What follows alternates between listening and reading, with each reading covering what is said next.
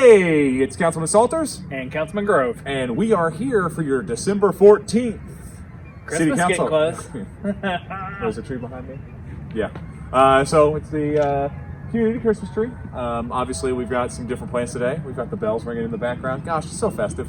We're so excited to bring you an update now. Our second to last meeting of 2020, which, hey, 2020 is almost over. What a year, right? What a year is an understatement. So today, we had a very insightful meeting today. A lot of good stuff to go through. Let's kind of go through some of the big things. We had a couple of rezoning things. Yeah. And that's big and important. One was about a duplex, which is great. And then another one dealt with an apartment complex that's going on 6th Street, right on 6th Street by the hospital. Old Duesenberg's, right? Old Duesenberg Street drugstore. So a key theme there, housing. Yeah, and both of them, going to bring more housing, which is what we want. Yep. But both of them passed, no problems. They both went to area plan. One of them had some parking issues that we asked them to work out. They came to us, had everything worked out, and we passed them both. Yeah, and I think the big thing is we're willing to work with anybody and everybody. Sure. And they had a great plan, but the key issue was parking was a concern because we didn't want to put more parking on 6th Street. And then there's some businesses there and some doctor's offices that we didn't want to kind of stuff that parking up there or even residents in that area. So we went to them and said, hey, we need to figure out something where we can get parking on your property. They were able to do that. They even reached out, were able to get some additional overflow parking as well. And this is what it is. It's community working together. It's with all these different projects that we really want these things to work. We want great things for our community. And you have an idea, come to us, and we're going to be able to work something out and figure it out. Yeah. And I think that's the key thing for us. Yeah, kudos to them because they came to us 2 weeks ago thinking that everything was going to pass. And we ended up tabling it. Nobody got upset. We just worked together. They came back to us 2 weeks later, and everything is fine. So, big kudos to them. And that's the big thing. Like I said, we're willing to discuss anything. Yeah. We're not going to get upset with you. We might share our opinion, or we might differ on some things, but we can work things out. We've done this with the last couple of things that have come from Area Plan, where we've had some issues. We've been able to work them out, and we've had good plans coming out, and it's really been better for the city of Vincennes. Great. Another big thing tonight, our CARES money came in. Yes, $570,000, something like that. So it's greatly appreciated from the state, and we're going to put that to good use. Yeah. So to kind of play some inside baseball here. The key thing that happened there is early on we had really strict restrictions on how that money could be used, and we were kind of scratching our heads on how are we going to be able to use all this money because of the restrictions.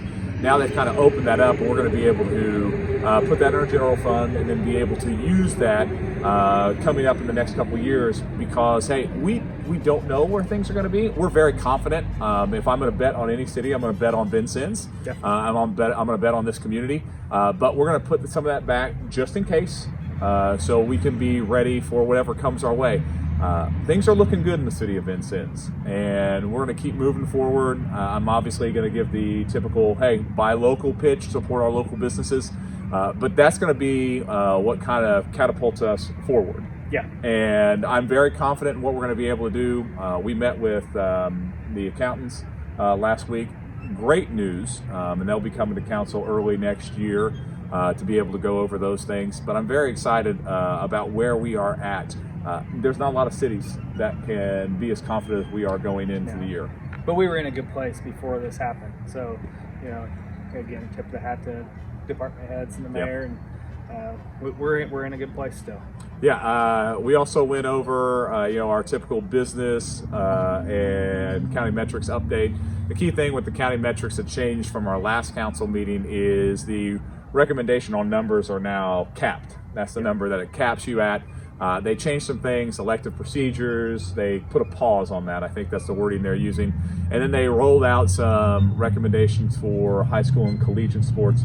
The great thing about it is our local schools, north, south, right here in Vincennes, Reveille, they were already planning for this and they were already prepared. So it wasn't really a shock to them when they saw these plans roll out. But the plans in place for the city of Vincennes, everybody's really working hard to be able to get through this. I mean, you go to businesses, houses of worship, non-for-profits, you go to our schools, everybody's got plans, everybody's ready, everybody's prepared, they've got proper PPE, they're cleaning things, they're working hard to keep our schools and our businesses open. And you've heard us say it time and time again. That's our main goal. Every day we want to make sure that we create an environment that keeps our businesses and our schools open. Yeah. Other thing, we had a couple appointments to make. Yeah. USB got Eli McCormick. We appointed him to go to our utility service board. He'll be replacing Mike Sievers, and we can't thank Mike enough for all the work that he's put into our USB. Mike was out there through some tough times. You know, he was a big part of the build up to the USB, and he's done such a great job. Yeah. And, they will miss him. But the replacement, Eli McCormick. Yeah. Eli has stepped up big. I know he's on a lot of boards. I'm sure his Community-minded. wife, I'm sure, gives him the eye roll. He's on another board, but we appreciate people stepping up like that and are willing to spend time out of their family life and come forward and help us out. Yeah. And then we had our RDC, our Redevelopment Commission, and we reappointed Mr. Greg Parksley and Councilman McNeese. Yes, both of them been on the board. They've it's been rolling right along and done a great job. So why tip it up?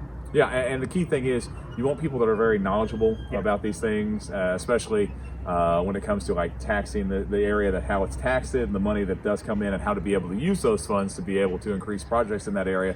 But there are a lot of great projects that are on the docket. Yeah. There's a lot of great things, and not only do I want them to see that come through and them to be able to help push those things through, but to have that knowledge and experience, we need that on this board as we get into this time where we're going to have some really big, exciting projects coming up. So they were both reappointed. Both our appointments on the RDC and the USB were unanimous. And we're just excited about getting community-minded people on these boards, because in the end, that's what's most important to us, is people that care about the community and want to make the community better. And these are two different ways that you can be able to do that. Definitely. Other than that, what did you like about For Good of the Order tonight? For Good of the Order. Well, I love Christmas lights. I think that was the unanimous talking point. Yeah, but and you said it too. I thought I was the only family that every night. Of course, my kids are older, but both of them are back home from college right now, and we'll do a tour of the town. We'll go to dinner or something, and then drive through. And we were really disappointed to hear we weren't going to be able to do the Christmas tree. And then Mayor Yoakum said, "Hey, we are going to do a Christmas tree." And here it is. So, we live close to Main Street, so we drive down Main Street every night, and all the Christmas lights up, and that's kind of our highlight of December. Yeah, I mean, that's one of the things. I take the little boys, little Salters boys out, try to calm them down. Usually it doesn't work. But we usually go down Main Street and 2nd Street because we love to look at those lights. They like how those kind of sparkle. We go look at the big tree because that's kind of a big thing. We'll drive around the park and look through the community. And if we got time, we go out to Wabash Trails to be able to see the light display out there. But there's just so many things, and it's just that sense of normalcy. I mean, that's what we've had in the city of Vincennes, so to be able to do that. Also, the reverse parade in the park. Huge. Yeah. It was awesome. And I wanted to say tonight at the meeting, but I didn't.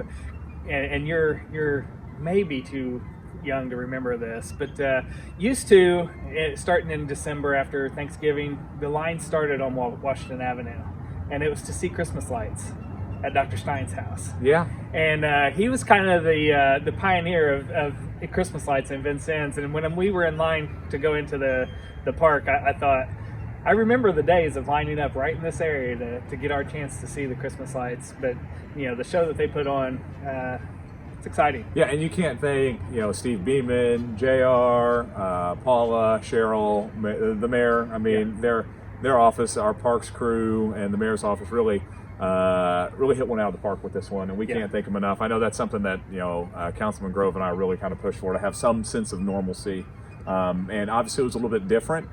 Santa was there, and that was fantastic. I saw him. How he made time out of his schedule to come to see us. For some weird reason, my kids like to see the Grinch better.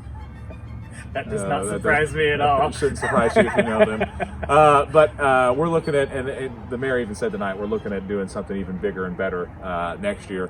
and we're excited about that. So there's a lot of great things that are happening in the city of Vincennes. We're really excited about it. There are so many projects and investments and businesses, and we just can't thank people enough for not just believing in themselves, but believing in our community. Yeah. And there's a lot of great things that we're excited about.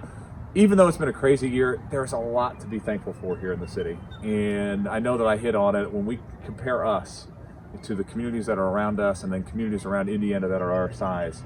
We are in a very great spot, and we are going to continue to move forward. And there is so much planned for 2021. I can't wait. We're excited. We've got one more meeting. Yeah. It's supposed to be by Zoom. We're terrible at Zoom. If you've watched anything, we're just not good. It is awful. Yeah. But we We'll do be it. zooming in. And we do it. Obviously, this is the time you're in. You want to make sure that you have a safe environment for everybody. I hope that we figure it out before this pandemic's over. We'll get it. Yeah, we'll get there. I'll tell you what, if you would have told me the next to last meeting we were talking about developments and growth after a year that we've had, I would have thought you were crazy. But I mean, that happens sometimes, doesn't it? Yeah, a lot. Yeah. So our next meeting will be next Monday. That'll be to pay claims to get us into January. And our first meeting in January, we'll have our reorganization meeting and go forward. But until then, we're out. We will see you next Monday.